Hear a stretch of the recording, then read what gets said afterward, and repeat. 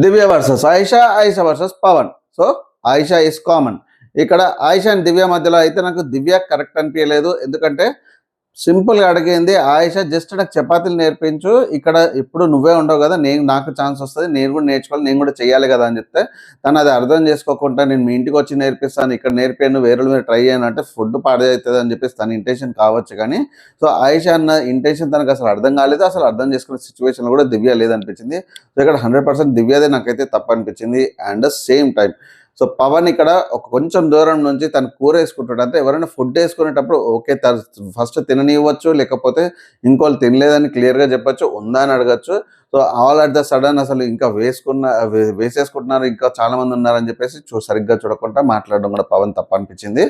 So ఇక్కడ ఆయిషా అయితే common. So ఆయిషాని వీళ్ళు టార్గెట్ చేస్తున్నారా, లేకపోతే ఆయిషా నోరే పెద్దది ఉందా అంటే 100% ఆయిషా తప్పులు కూడా చాలాసార్లు ఉంటాయి. సో ఈ తప్పులలో తన తప్పు కూడా కొట్టుకుపోతుంది ఒక్కొక్కసారి. సో మీకేమనిపించింది ఈ సిచ్యువేషన్స్లో?